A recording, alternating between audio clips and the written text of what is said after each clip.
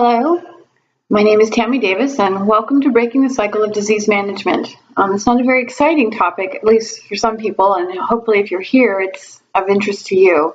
So, as it says, wellness reclaimed and aromatherapy unleashed. Now, keep in mind, this is not all about aromatherapy. In fact, this is very much about the inclusion into various modalities and why they work together, although essential oils are a vital part to this, and you will come to see why. So this first portion is primarily a brief introduction of myself, as well as an overview of health.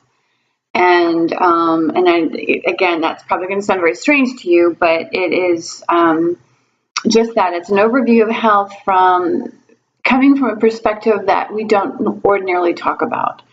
So on that note, allow me to tell you a little bit about my story, which is I am the embodiment of everything that I'm about to present to you. Nothing that I've done or that I talk about is just a blanket statement. It's not supposition. It's been applied, it's been researched, and it's all evidence-based. But as you can see here, I've made a couple of statements about myself, and I've just been a real activist in believing that there's a different way. We have over 7.5 billion people on this planet, pardon me. And with 7.5 billion people, you have 7.5 billion different perspectives. And I firmly believe that health is not a one-size-fits-all approach. It shouldn't be. You have, again, 7.5 billion different bodies. You have 7.5 billion different genetics. So I never accepted there being one way. And I never took no for an answer. I have pressed on and made this my life's work. Furthermore, I've also just been very compelled to really pursue and understand essential oils. I was introduced to them a very long time ago, and the bottom line to that is I just needed to know more. I always felt drawn to them. I can't explain why. It goes far beyond the aroma because, quite frankly, a lot of them stink, in my opinion, depending on what you're working with. You can blend them nicely, but at the same time, they just all don't have a very nice appealing scent. So throughout my life, I've been introduced to the perfect people and experiences that continue to shape me and bring me to this point. I never gave up on my gut feelings, and as a matter of fact, that's even applied, not my gut feelings, but I help people understand how to access their gut feeling in order to better affect their wellness. And every decision I've ever made has brought me to this point. It's contributed to this mission. Even the ones that we would consider mistakes, or could be judged as, well, that was silly, you shouldn't have done that kind of thing. I cast all the shoulds and shouldn'ts away and allowed everything to contribute, because even though it may not have worked out in my favor, it taught me how to see the positive, to actually see the gift in everything. And that is really the culmination of this work. And that's the reason why we're going to break into talking about health, because it really comes back to reframing the way we see it, the way we work with the body. I have over 30 years in this field. I began as a pharmacy tech when I first was introduced to plants. I was compounding in pharmacies. I did go to the University of Texas and began apprenticing as a compounder with a professional nose. She's somebody that I had met. We opened up our own natural fragrance company, and because she was one of 7 professional noses in the world, she taught me how to smell, and I thought this was fabulous. But the more I worked with these genuine and authentic oils, I started feeling the effects and became more intrigued by them, knowing full well that with pharmaceuticals, I was beginning to determine that these, a lot of our pharmaceuticals are coming from the study of plants. So I decided to pursue more than just smelling good. And through my apprenticeship and my partnership, I did meet the owner of the Pacific Institute of Aromatherapy and studied and mentored under him, who happens to be a biochemist as well as an organic chemist, and pursued it, kept going from there. I furthered my education because I believe in good nutrition. I have my own history of eating disorders, and in order to make peace with food, I began to study. And the Institute for Integrative Nutrition, again, I take every experience and I mold it to be my own. And yes, people have agendas and what their intention is as far as teaching you. With the Institute, it's not so much, yes, there is a great deal about becoming a health coach, but the material that we were provided and the degree of education that ensued really prompted me to continue furthering my understanding of nutrition and the understanding of food as so much more than just the immediate energy source or comfort. I also have saddled up next to the Genomic Solutions, the Party of Genomic Solutions, and really got heavily involved with the study of the methylation pathway. Epigenetics is another word for that. MTHFR is a very familiar acronym, but really beginning to understand the Human Genome Project and how that is applying to today's development of drugs for our pharmaceutical market. And again, you'll see how all of this is applicable in this particular program. I also have continuing education through the University of New Mexico, and as you can see there, I also comment about having ceaseless times of I study and research every single day.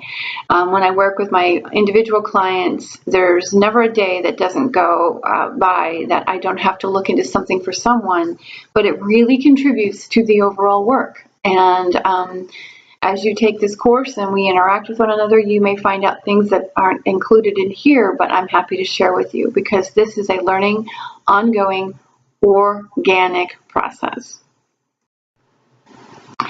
My intentions, as you can read here, are to raise awareness and educate, not overwhelm. I do not at any time ever want anyone to feel overwhelmed by this material.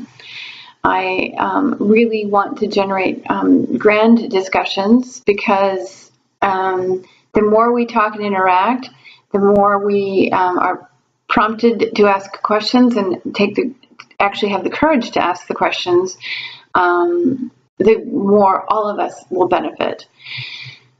I want to encourage choice. You see, I was asked just yesterday about, the rewards of doing my work. And like I say, I work with my own individual clients. And quite frankly, what gets me out of bed every day is the ability to help people achieve their wellness goals and actually celebrate with them. And so by celebrate, I don't necessarily mean when we all get together, but I do get photographs, I get phone calls, I get emails. Every day I get a little something of a reminder that this is fantastic and that people are actually accomplishing what they want, and they're doing it a lot through choice. They're realizing that we all have options and learning, like I mentioned a little while ago, about choosing with, following our gut, making these choices that actually work. And what made me think of this was I received a picture of a little girl that I've been working with for about 3 years now. She's living with autism, and she went from not being able to sleep, absolutely non-social, very few words. I don't believe she was really speaking, and to completely socially interactive. She talks up a storm. She sleeps through the night, and she has been dealing a lot with scripting, but the meltdowns have stopped. She is able to be redirected when she's at school, It's just we have this issue with scripting, and because we've been able to stabilize her emotionally, Mom and I got to talking, and we realized that another option would be to look into vision therapy. And so we did. We gathered up some choices, and she made one. And I'm happy to say this little girl is just settling down even more. So it's just been an absolutely magical journey with her. Anyway, to encourage a new way of thinking and working, this is important with the body. Not about controlling the body. I'm about working with the body. And again, to shed new light and be a support structure. We're in this together, folks. This isn't about one person being the only one. This is about understanding that allowing other people to help us is helping ourselves.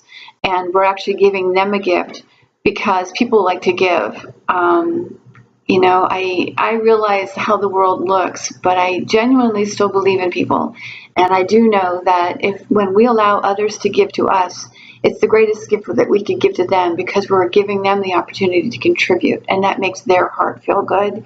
And so despite some of the things that we see and hear about, I truly believe that our fellow people are here to help us. And so creating support structures for ourselves so that we can be as healthy as possible. Why am I interested in people being healthy? Because at that point, it changes the energy on the planet. It actually allows people to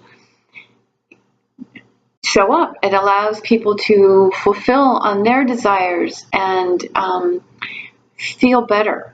And that ripples out. There's a ripple effect when we feel better. So that's my intention with this program. Here you see the objectives of this course. I don't necessarily believe I need to read through those for you. They are in your handout. Just really, if I can emphasize anything, it's right here, working with the body. I'm going to just we're just going to do this right here. Working with the body. That's the most important part. So, like I say, I don't want to control the body. I want to work with the body. And if you have any questions about that, feel free to ask along the way. And hopefully, as we go through, you'll begin to understand more about what I'm talking about when I say that. So, what is health? Well, health is not what you've been taught. It's just not. It's, we understand that it's something that needs to, we chase the symptoms. If the symptoms occur, we quiet the symptoms. I can say that we also understand that when we get older, that we should be getting sicker. I mean, I don't know how many times you probably have heard it. It hurts to get old. It sucks to get old. We see the ill health, but let me just tell you, there are more and more children being born with poor health. So health is not about, health is not necessarily a decline. It doesn't mean that it's going to get worse as you get older. A couple of other things that I wanted to point out here is, this is typical, this little plate right here is pretty typical. Over 50% of the population of the United States is on some form of psychotropic alone. That does not include any other medications. That's just a psychotropic. And then you have how many cases, autoimmune disorders, people living on pain medications that may not be considered psychotropic, but they're still pain meds. You have, blood pressure. There's a whole host of pharmaceuticals out there. And so essentially what we get is we have this cocktail, and this is what we're teaching our children. As I've mentioned, I work with autism, and I'm in shock of the number of children that I end up helping that are already on a cocktail of medications before the age of 6. So this doesn't have to be the way we start our morning. We don't have to be handing our children or even our elderly people, or for that matter ourselves, having our pill counters out. Now, please know that this is not pharmaceutical bashing. This is just what we've come to understand. This is when you turn on the TV, you hear you see advertisements for medications. This is what we've learned. This is controlling the body. I like seeing faces like this. I love seeing the fact that, getting older doesn't necessarily mean that your body continues to break down. Of course, it's aging, but we're going to get into why there's such a decline in health. And what I find also interesting, too, is that when you look up health, a lot of the times you'll see this. You see things with hearts, because we're all focusing on heart health. And I have taken, I've taken some nutrition courses, actually community public health courses that involved community nutrition. And one of the things that I've learned through that is, this has been subsequent courses, that through our public health policies, they're doing an awful lot in the area of really concerned about diabetes, and especially, more importantly, obesity in the United States, and really looking to create a lot of different policies in reducing our food consumption in order to protect heart health. And you will come to see in this program that when I look at the systems in the body, even though the heart is important, I don't consider the cardiovascular system the system that we need to be focusing on. So health is not necessarily just a healthy heart, because I know people who've been active physically and still collapsed from a heart attack. So there's something else going on that we're not paying attention to. So the decline of health, or I should say, the things that we talk about as far as what health is, and like I said, it's not what we've been told. Health is not something to be controlled. It is something that we actually have. That's a gift. I'm going to just stop there and say that it's a gift. Now, typically we consider health,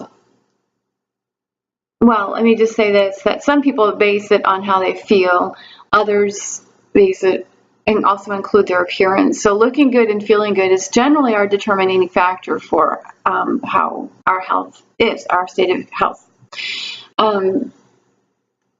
But at the same time, good health is, if we were to kind of look at it and break it down, if we're going to talk about being in good health, all of these are subjective, but you have, you're free of discomfort, you're feeling balanced, which I'm writing a new blog on what balance really is, upbeat, you have energy, you feel like you can do things.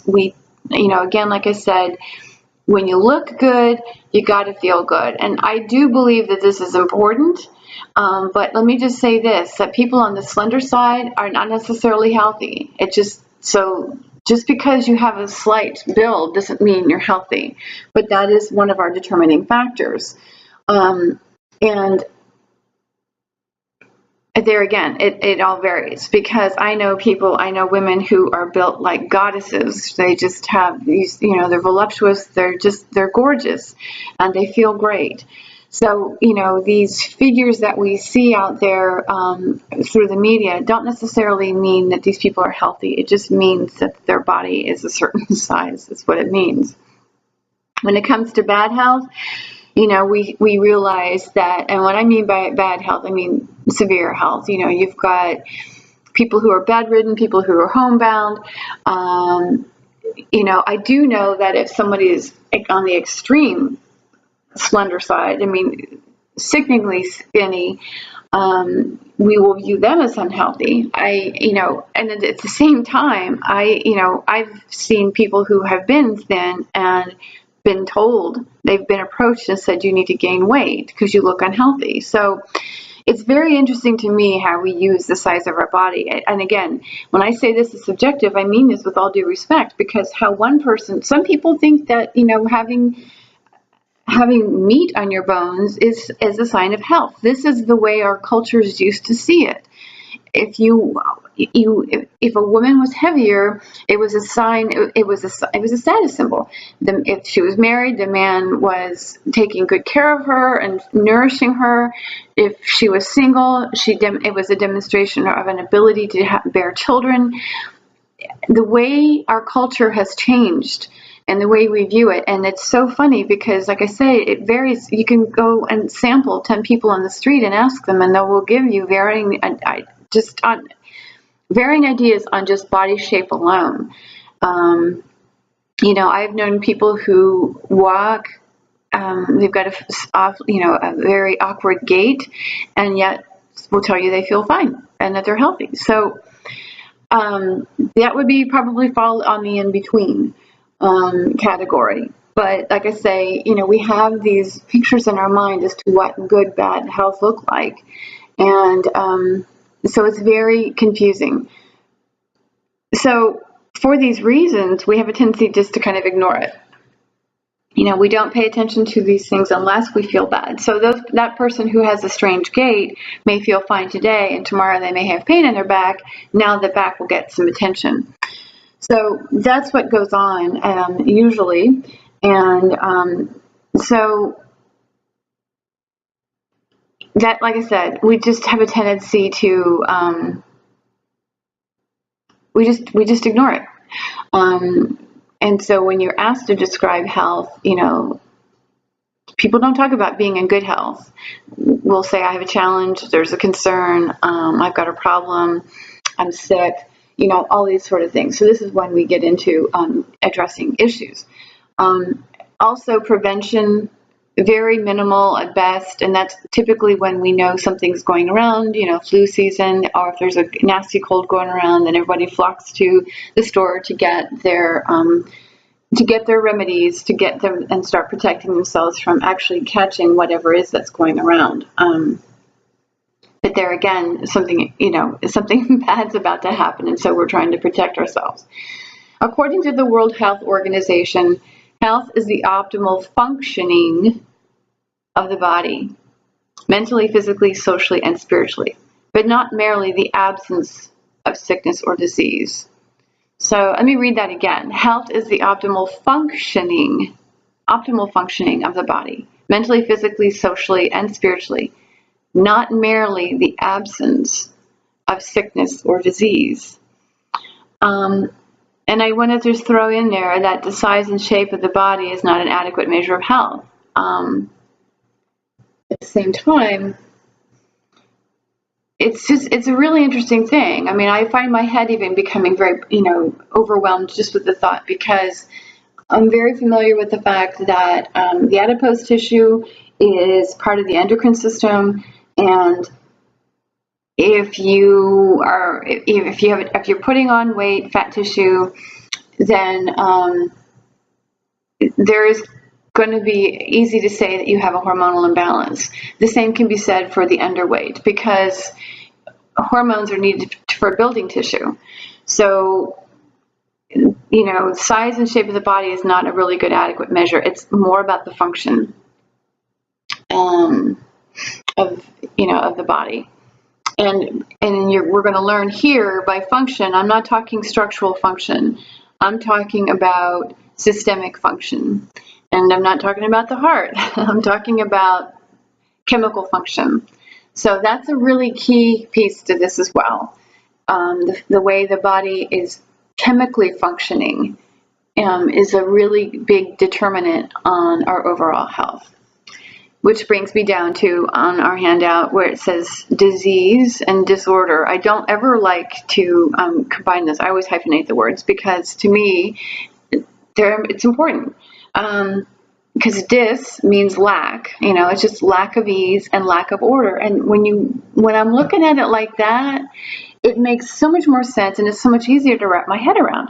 Because if there's a lack of ease and a lack of order, then that means that we can restore ease and we can restore order. When we look at something from the context of disease and disorder, as our culture sees it, disease and disorder are bad. And so it makes it a little bit harder for us to actually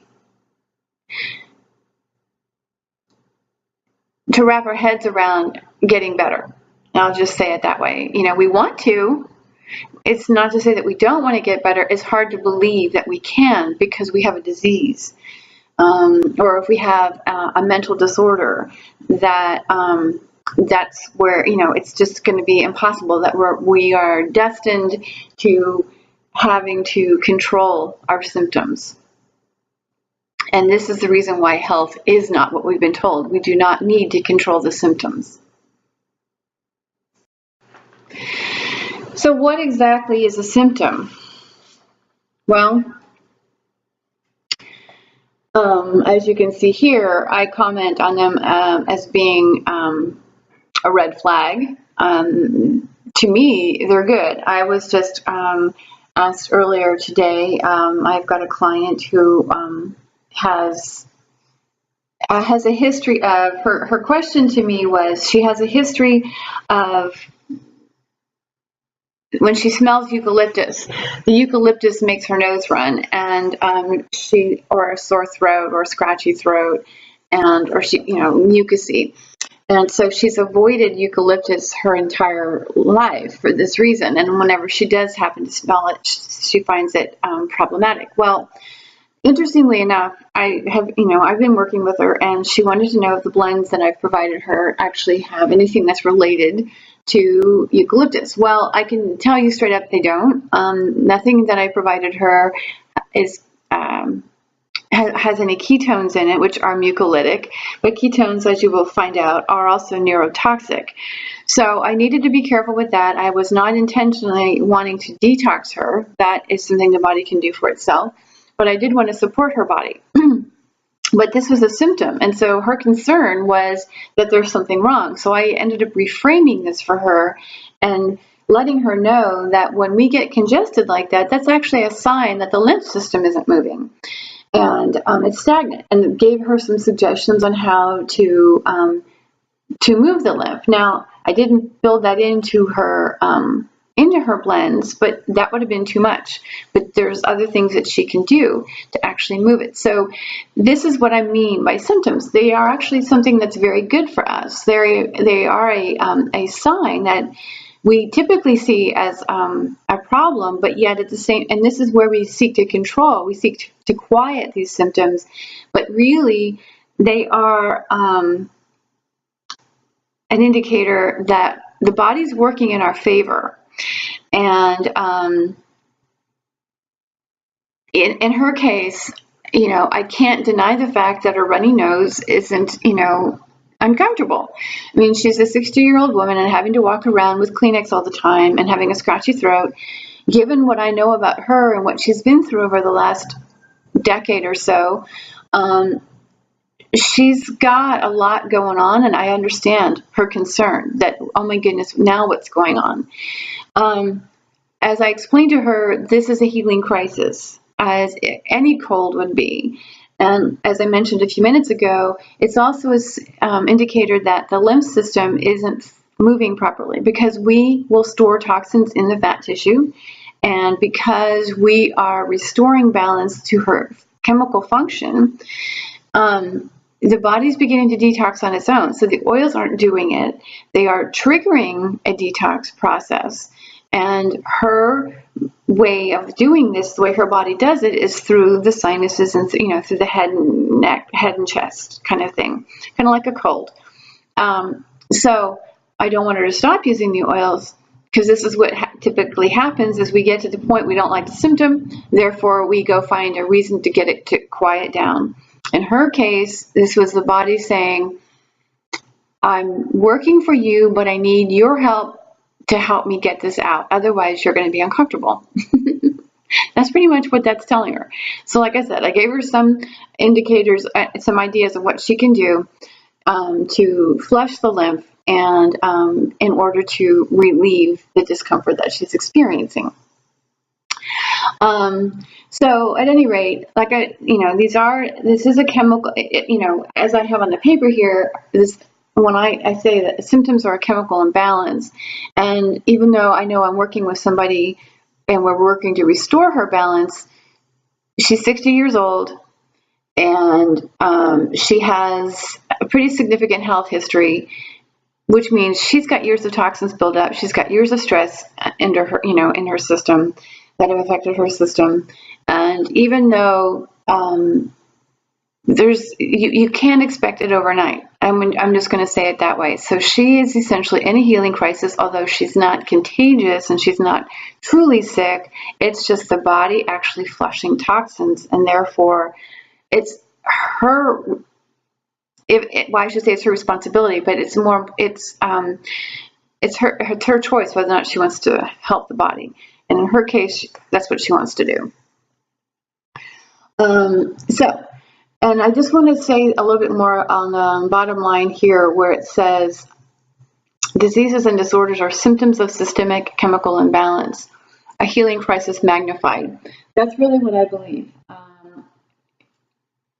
Look, if you're living with a severe health condition where it warrants medication, whether it be high blood pressure, diabetes, even cancer, there were signs at a much earlier age. You had symptoms, and this is no fault towards anyone. I don't blame anyone, because this is just the way we've been trained. This is what we've been told, is like, you have a symptom, whether it be itchy skin or insomnia or dry eyes or food sensitivity, anything that's listed on this page plus, and you start to quiet. You want to go for quieting those symptoms. If we have insomnia, we'll take something to help us sleep.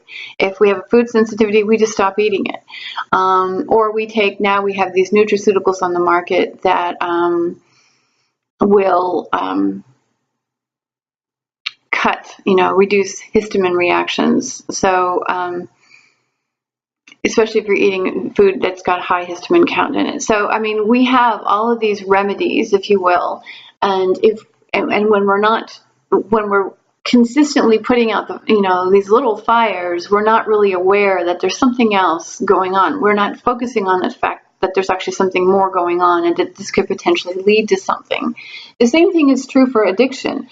I have to say that right here and now, addiction is as much of a disease as diabetes and cancer. It's a chemical imbalance, and that, yes, there is behavior involved, and I totally get it. I've worked in treatment facilities. I understand. But the initial triggers of needing to self-soothe, or trying to, not have to deal with the stress, whatever the circumstances are, it's an intuitive instruction to restore balance, somehow alleviate the systemic distress. And the reason I bring this in is because there's so many people doing that, and as they get older, they find themselves, they may clean up, they're in recovery, but then all of a sudden they have health issues. And, people will point fingers and go, well, you shouldn't have been drinking, or you shouldn't have done this, and blah, blah, blah, blah. I just, look, enough of that. Enough of the shoulding all over everybody. The truth is, they did what they did. We all do what we do. Health does get worse if the body is not if it's not functioning chemically, if it's just not doing, if that's not happening, the health is going to decline. You're going to be building toxins instead of actually utilizing your nutrition properly and producing the right chemistry. You're producing the wrong chemistry. And this can be modified. This can be adjusted. We know this, and you will see that here in a little while. So all I'm saying here is that, yes, I have down here diseases are healing crisis magnified. Addiction is a healing crisis magnified. Yes, their body is asking for help. No, they didn't necessarily go about it the right way. I can say this with all due respect because I myself have had my own history. If you're sensing any passion here, that's for that reason, because I also understand what can happen to the body if it's not helped on the root level, at the cell level. So these signs were going on much earlier. In my case, I literally was born anxious. I was highly sensitive to the world and could not deal with everybody's anger. And I just, I felt too much. I can't speak for everybody, and I don't know what everybody's reasons are, but I do know that there's more going on than what meets the eye. I've seen it in my own family, my own father, history of alcohol, and currently living with some pretty severe health problems, Parkinson's being one, and then blood cancer being another. And interestingly enough, subsequently have worked with other alcoholics who are in recovery or recovering, but have other health issues. And even though their health issues aren't the same as my father's, the chemistry parallels. So anyway, I kind of digress on that one. So now that we're talking about the chemistry, let's get into the chemistry. So as you can see here in these charts, I have, up here, there's the hypothalamus, the thyroid, the pineal, the pituitary. What they're not including in here which I feel is very, I don't know why, but it's the adrenals. And in fact, it's the hypothalamus, pituitary, adrenal axis that is your autonomic nervous system. And but these are the glands, including the adrenals, that actually regulate our hormones and neurotransmitters, which we have here. This kind of gives you an idea of what they're used for. I'm just looking at this chart again. Yeah, this is primarily just what they're used for in, although this one's not, primarily when they're in the brain.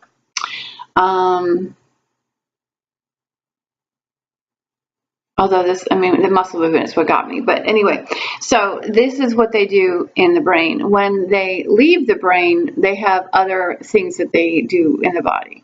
And at that point, they're considered more, to be more hormones. Now, these lists here and on your handout don't even come close to talking about all of the hormones that we have in our body. These are all chemical messengers. Neurotransmitters are recognized for activating and inactivating specific receptors and their subceptors, which influence systemic reactions and function, which is the reason why I say this just pretty much is what goes on in the brain. But they all have other additional roles in the body. On the hormonal component, I want to highlight on your handout the vitamin D. Vitamin D is actually a hormone produced by the body. So if you're deficient in vitamin D, that's already an indicator that your hormonal system's out of balance. And you can try and replenish your vitamin D with supplements, but we have a receptor. And if the receptor is dysfunctional and not, unable to pick up your vitamin D, you're just wasting your money on supplements. Now, there is a way to modify the vitamin D receptor in order to help it pick up the vitamin D, but in the meantime, I'm just telling you, you're wasting your money on supplements. And there's actually, like I said, this is a minimal list comparatively speaking, because there's just so many other, so many. In fact, there was another hormone I just recently came across that was only discovered within the last 15 years, I believe, and it's called hepcidin. And hepcidin is actually used to regulate iron release into our bloodstream and factors heavily into anemia. That was a new one that's not on the list here, but that's another one that, and like I say, new one, that's one they've only recently discovered. We also produce other chemicals in the body. And this particular image here is, this is actually known as the methylation pathway, also known as epigenetic pathway. This is where, and the reason for for showing you this is to demonstrate how we make our own chemicals. So, for instance, you have serine right here.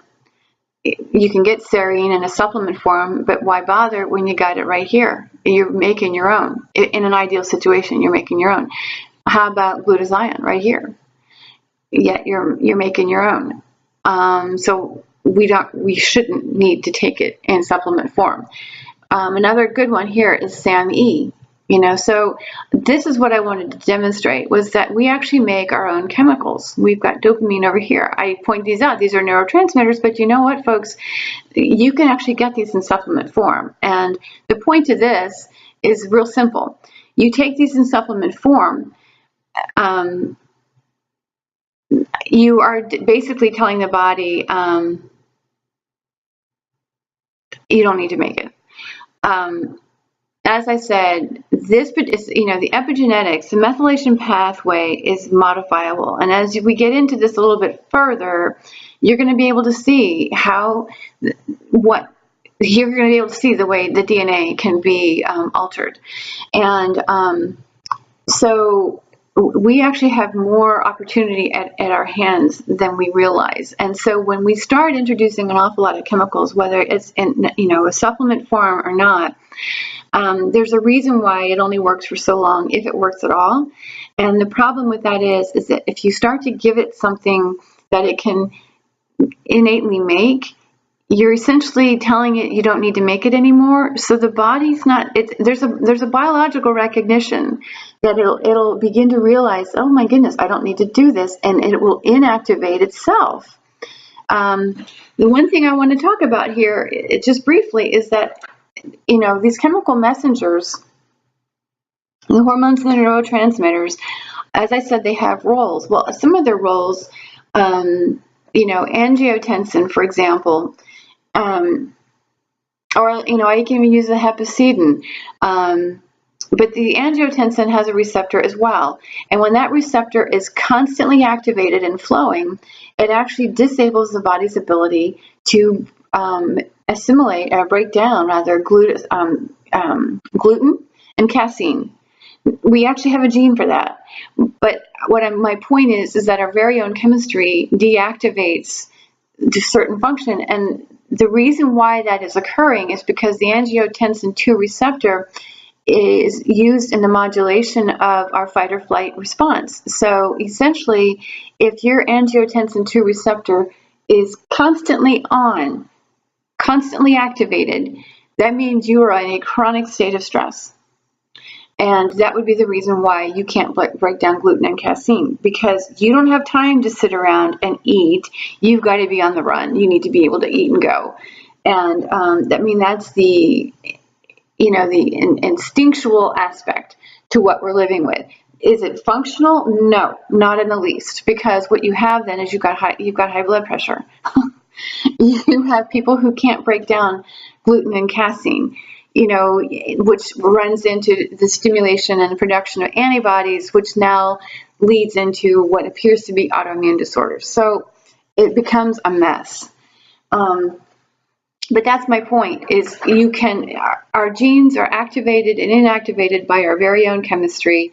The reason why we produce such things as SAMe and serine, and cysteine is another one that you can get in supplement form, and taurine and glutathione. The reason we make these is because it has further use somewhere else in the system. And it might be to inactivate something for our own good. It's not our job to try to figure out what it's trying to do. Our job is just to source it. And so I want you to pay attention to this one right here, xanthine, and you'll see this later, but I just wanted to point that out as we move forward. So the biology of health. So here you have, well, this one is your ions. These are your ion channels. And all life processes begin, they all require binding of the chemical substances known as ligands, and they bind them to the receptors, which are actually proteins. They're also referred to as molecules or functional groups. So these are your signaling molecules. Now, in the ion channels, this is where when you take your minerals, the minerals are dissolvable in water and will, which is why, and they're salt. So the salts are dissolvable in water. The body breaks down, separates the magnesium from whatever it's paired with, breaks the sodium and chloride apart, and so on. And they are then picked up by these ion channels. This is pretty much the basis of our nerve function and cellular response. So this is a pretty much immediate and rapid. Then you have your enzyme-linked receptors, which have intracellular targets associated with an enzyme for cell proliferation and differentiation. Furthermore, we have the G-coupled proteins receptors, which are involved in numerous signaling pathways, including sensory perception. They actually activate a membrane protein called the G protein that interacts with both the ion and the enzyme membranes. And so what ends up happening is the enzyme linked and the G protein coupled are, how do I want to say this? They are, they're linked to the intracellular receptors. The ions are not, but the intracellular receptors, where it takes it from the outside directly into the inside. And as you can see, there's the DNA, and here you have your signaling molecule that just goes all the way through. These receptors are targeted by nearly half of the pharmaceuticals on the market and are extremely important in future drug development. They're recognizing how to break through and actually break into the cells. I mean, I hear things all the time about the development of new proteins and such so that they can go in and actually activate certain cellular processes. The intracellular receptors respond to hydrophobic molecules that are able to pass through the plasma membrane. Now, hydrophobic means they're lipophilic. These are some strange words, I know, but hydrophobic means it doesn't like water. It's got an affinity for fat. These are your transcription factors. Basically, those are the things that are sending secondary messages out to the DNA or to the RNA. As I said here, they're produced after cell metabolism of lipophilic hormones. These molecules bind to the proteins that regulate the RNA synthesis for the mediation of gene expression. Gene expression is the process of transforming the information on the DNA into amino acids that form vital proteins. So, as strange as it may sound, these receptors actually all have like different shapes. So, I mean, these signaling molecules, obviously their chemical structures are different, and they're dissolvable in fat. So once they dissolve in the fat, these molecules are picked up, as they're recognized. So it's not like one size fits all receptors. Various receptors pick up different shapes. And as I mentioned here, it's like there's a biological recognition. I like to use the shape analogy because it just seems to make more sense. It's a way of being able to explain something that we can't see, or for that matter, really understand how something without written instruction can actually operate so effectively and efficiently. But the bottom line is, as I mentioned a few minutes ago, these chemical messengers, our own, just the ones that we are producing, whether it be, SAMe or glutathione or dopamine, these chemicals have a purpose in the body, and they will activate and deactivate certain genetic functions, as we can see here. I mean, they're trying to get in to affect the DNA in order to get the body to do certain things. I mean, this is the beauty. This is just the magnificence of how we are actually wired, and we are wired to respond to our environment. And so, for as much as they say stress kills, it is fully functional in the sense when it is functioning, it is to our highest good. So on the handout, I use the term agonistic or antagonistic. That's the same thing as saying activate or deactivate. So an agonistic molecule is something that will promote function, and antagonistic will inhibit function. And this, as I say here, is not limited to just peptides, neurotransmitters, or hormones. The pharmaceuticals are being designed to exert their influence, as do the toxins from in our environment, as well as microbes. The bacteria and viruses actually put off poisons. That's what makes them toxic, and it's those toxins that are picked up. This is how we get sick. And so there's a lot of things out there, as you will see, that are fat soluble. And you've heard of your fat soluble vitamins. Well, we also have man-made things that are fat soluble. And but I have to say that to think that this absolute chaos, which sounds like chaos, because think about how much you consume on a daily basis, how many breaths each day that you take, what all you put on your skin, not to mention the degree of stress that you might incur throughout the day. These all affect this function right here. So the fact that you have all of this going on and in a split second, and to know that the body knows exactly what to do with it to the best of its ability, given the right instructions, given the right and by instruction I mean here the signaling molecule. That's your instructions, the signaling molecule. So given the proper signaling molecule, the body can do some really magnificent things. Now, if it cannot get your signaling molecule, if it has a dysfunctional signaling molecule, then what you have is, how do I want to say this?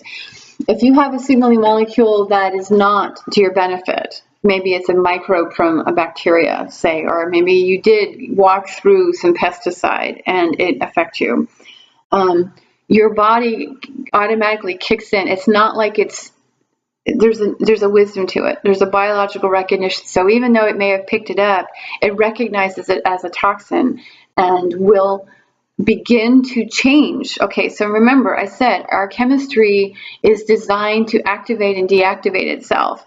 And so if you are exposed to a potential harm, the body will do what it can, given systemic signaling molecules at this point, to protect you to the best of its ability.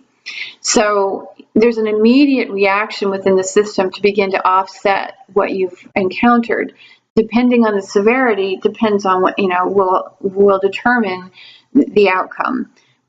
So I want to reassure you that there's things that are going on that you may not feel. So just because when I say here there's an activation and deactivation, I'm not talking about that you're going to feel it every time. There could be things going on that you don't feel, both good and not so good. So genetically speaking, there's a lot to be said for these genetic tests that are out there. And what I do want to say is it's very difficult to determine which gene is causing problems and which one's not, because one dysfunctional gene does not make for a sickly body. One dysfunctional gene does not make for an outlandish reaction by the body. A dysfunctional gene basically means that the chemistry's changed, and now the body's going to do, other genes will be affected. Let's just put it that way. So let's say it produces a toxin from that dysfunctional from the dysfunctional signaling molecule. Your body has now produced a different chemical that's toxic. That particular toxin is going to prompt other activity, cellular activity, And what's going to end up happening is through this biological recognition, the body is going to begin to try to right the wrong, so to speak. So this is why I say balance is key. This is the body's it's a constant state of motion, seeking homeostasis. So even though you've been exposed to something, the body is doing what it can to restore balance, and you may not feel it, but it is working in your favor. And that's the one piece that I want you to remember here. That's the working with, is that it is working in your favor. So here's a few definitions. They are all also on your handout. But a ligand is a chemical substance, molecular functional group. Hydrophobic has an affinity for lipids, fats, also known as lipophilic, as I mentioned.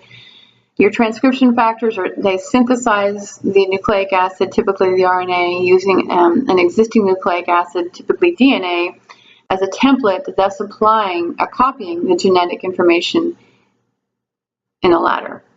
Chemical messengers refer to every signaling molecule, which includes both hormone, neurotransmitter, and I have to add here any chemical. That would be your signaling molecule. So this is any chemical. Gene expression is the process of transforming the information on the DNA into amino acids that form vital proteins. And your biological recognition is an indescribable vital force. And I just want to say on that note that man has been recognizing a vital force for hundreds of years. And we've done a lot of work around trying to figure out that God gene. So, pardon me, I'm really sorry about this. I've been fine all day and I started talking and I get all froggy. The point of this slide here is, this really has no relevance as far as anything that you'll be applying. The point that this was to demonstrate how we are being affected every second of the day. These POPs are persistent organic pollutants. This image was actually pulled off of, and it is cited in my resource pages at the end of the program. It was at a hazard chemical symposium where they determined that these POPs are actually lipophilic. That's what I really wanted to highlight. That is the point of this entire slide, is to show you that our environmental toxins are lipophilic. Which means they are able to get into our cells. They're accumulating in the food chain. We're seeing this in our marine animals, and there's an acute toxicity. And this is just one category of POPs. So, and again, I just want to remind you that the DNA is modified by lipophilic molecules. So this is really huge. And so taking on this understanding and this level of work gives you the upper hand as to, yes, you're going to be exposed to these things. So the rest of this program will begin to make sense. Can you avoid all these things? Can we absolutely 100% clean up our environment and get rid of all of this? Maybe in time, but today, not so much. We have to be able to work with what we have, where we are. We got to start we have to start somewhere, and it's right now. So, we can all hope for a clean environment, but in the meantime, what's real is this. So, what we're talking about here is learning how to overcome this. We're helping the body actually compensate for this. Yes, I did just say that it will restore and do what it can to restore homeostasis. But if we are constantly being bombarded by such things, then it's going to take an entirely different mindset, including approach, in order to actually help the body eliminate this, so that it's not stored and causing future problems. Because as I said, the body, there are times that there's things happening in the system that we don't know about, and because we can't feel them, but they're happening. And when that's going on, it means the decline of health is possible. So the inclusion of oils and nutrition is vital to helping the body keep itself as clean as possible and as healthy as possible. So earlier I mentioned systems, and when you look up health, it pulls in, the cardiovascular system as the primary one. Not in my world. In my world, we are talking about these particular systems, because the more we link these systems and get these systems working together, the better off the heart, the better off, our lungs, the better off everything, are better off our reproductive system. I mean, all of it just starts to come together. Because why? Because the chemistry is flowing. The chemistry is it's functional. It's not dysfunctional. So as you can see here, there is, if you can't identify them all here, I will point them out. Clearly, this is your digestive system. Okay. You have your hormonal system. Then we have the nervous system. We've got our immune system. And then you have the endocannabinoid system.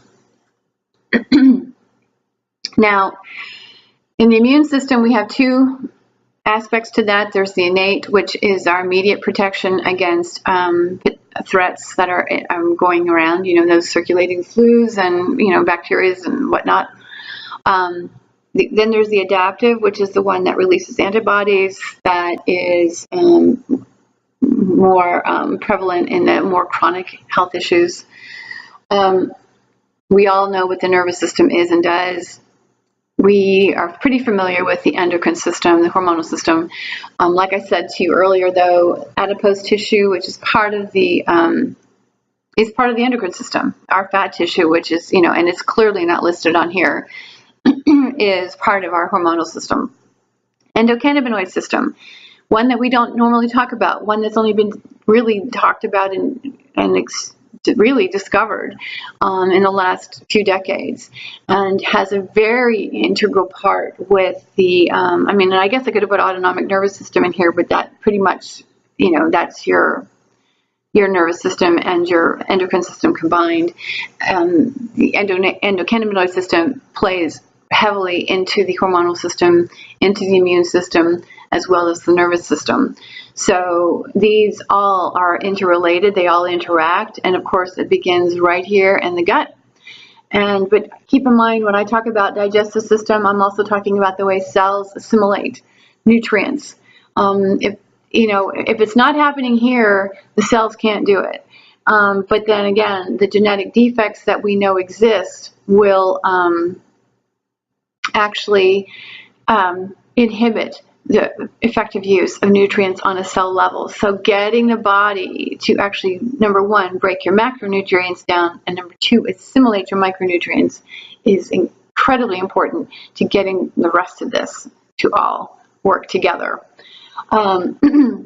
It's not impossible not to connect these. The efficiency to how well the body digests and assimilates, as I was just mentioning, affects the production of every chemical messenger. And I want to highlight immunoregulation, otherwise known as neuroimmunity.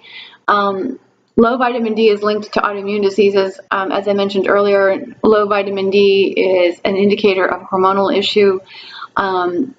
We all know that, to get your vitamin D increases your immunity. So there is truly a link between vitamin D and the immune system alone. Anandamide is an endocannabinoid that influences both the adaptive and the innate immune system. So anandamide is also known as the bliss hormone, and it is produced in the endocannabinoid system. So we actually do produce our own endocannabinoids. This is the reason why so many people are up on legalizing cannabis, but we can make our own. And, I don't mean to dampen anybody's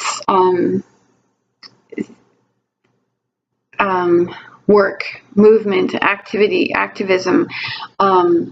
But my belief is if the body can produce the chemicals, then let it produce the chemicals. Give it the opportunity to produce the chemicals. There may be conditions that warrant the use of such things as individualized CBD. But CBD alone isn't going to affect the entire system, and it is not the same thing as anandamide.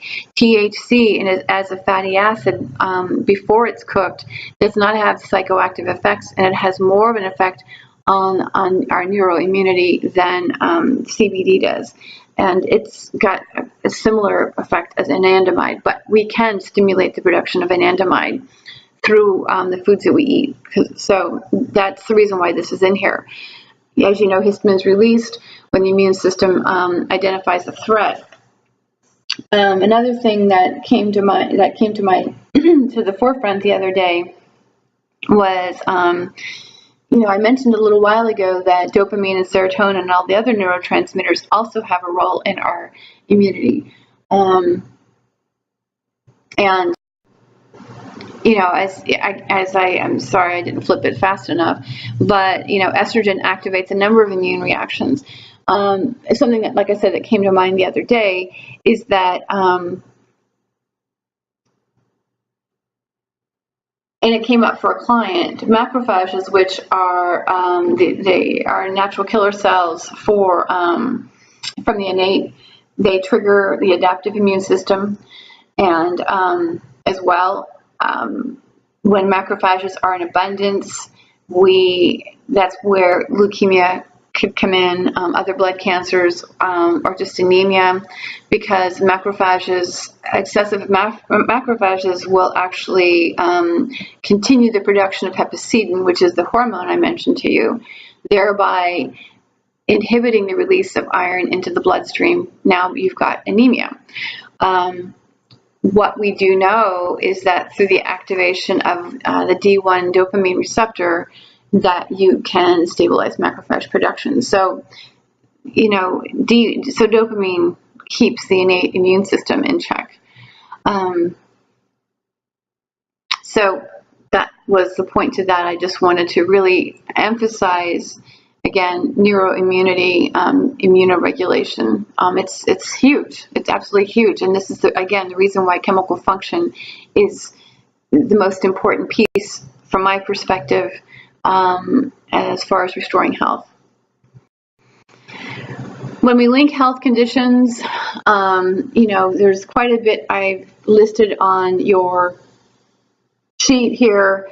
You can read through that. I'm not going to go through that with you. I'm happy to answer any questions that you may have about this, because I do say an awful lot. And as I just mentioned just a few seconds ago with regards to the macrophages and anemia,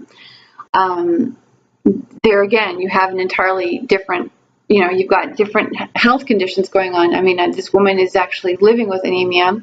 She's estrogen dominant, and she thought she was histamine intolerant, but when we broke it all down, histamine intolerance is not a problem. It's not that she's not utilizing or deactivating histamine properly. It's the fact that her macrophage count is through the roof, which is the reason why she's anemic. So getting that stabilized is where we really need to begin.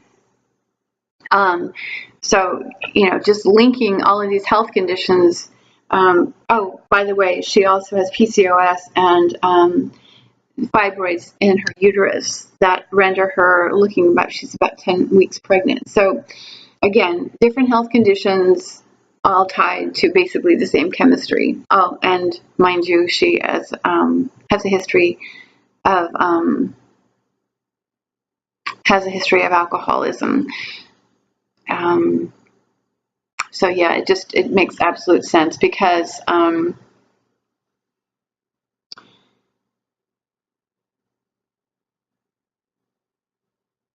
what I wanted to say to that was that that ethanol from alcohol has had a huge factor in the macrophage production. So anyway, I'm just trying to think here. I'm just trying to recall. And so if I remember, I'll post information about that. But there was a direct link between her alcoholism and it was the inflammation. It's what it was, that she's got a significant amount of inflammation. And what they found it was with regards to the macrophages is that ethanol actually will trigger macrophage production, and how to quiet that. I mean, I went so far as to read up on that, but this was something that they were looking at. So the point of that is, again, linking health conditions. So no matter the diagnosis, the immune system is involved. As you can see with anemia and estrogen dominance, but she's serious macrophage issues. No matter the diagnosis, the chemistry is similar. Immediate stabilization may be indicated, yet we cannot forget to follow the body's lead. We have to allow the body to show us the way. And like I mentioned in the very beginning with a client that was concerned about potential allergic reactions to oil blends that she was using, it's just that her system isn't flushing, the lymph system isn't moving. So the body is trying to indicate it's releasing, but she needs to help it. Any disease or disorder is simply a breakdown in communication. It's like I said, it comes down to how well we use our nutrients. And those nutrients are what provide us with our signaling molecules. And those signaling molecules, if they're not the accurate ones, we produce the wrong chemistry, therefore the decline in health.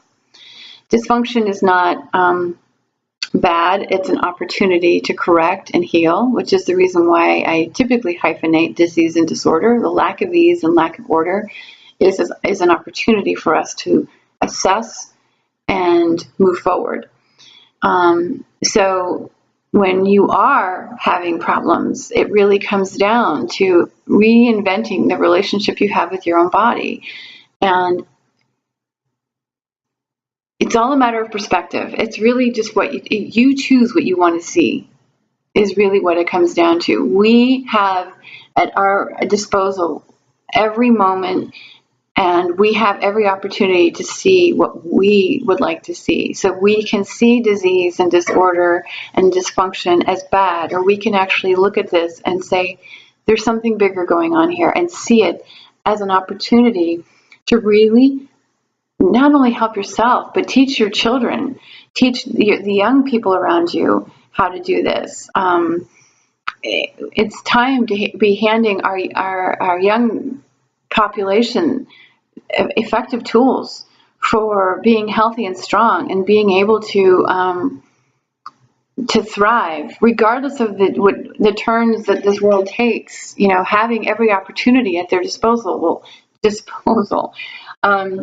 We need to realize, you know, as Leonardo da Vinci says here, how to see and realize that everything connects to everything else. And it's just, I like that learn how to see.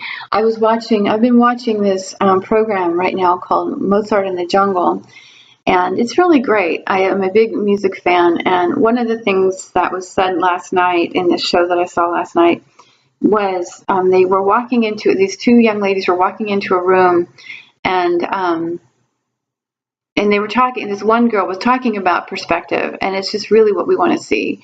And so she asked her friend what she saw, and her friend saw, you know, it was kind of like negative and disempowering to what she did see. And the other girl saw something in a positive light. So it's your choice.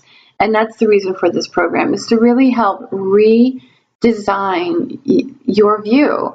Not because my view is better, it's just a different view. And I feel like, and I know that the more we apply and can see the gift and follow the lead that's being presented, we can actually affect really great change within our system. And like I mentioned earlier, there's a ripple effect, because the more we feel better, the more empowered we are. The more empowered we are, the more our gifts are shared with the world. And the more we share our gifts, more people benefit. So there's an absolute ripple effect here. And my intention really is to hand our children the tools that they need to have a far more powerful and healthy life. So on that note, I end this portion of our course, and I look forward to getting into what's next, which is plants and medicine. So thank you very much for joining me on this one. I have attached here resources at the end of this session so that you can kind of take a look at. These don't necessarily all apply to what you just saw. They also apply to other ones. And so the resource pages are attached to everything. But I just really wanted to thank you. It's certainly an honor to be sharing this with you. And I do hope that we get into some really great conversations, because this is exciting. To me, it's very, very exciting. And I welcome your input, your participation. This course is for you. And until then, take care, and I look forward to interacting with you on the other side. Bye now.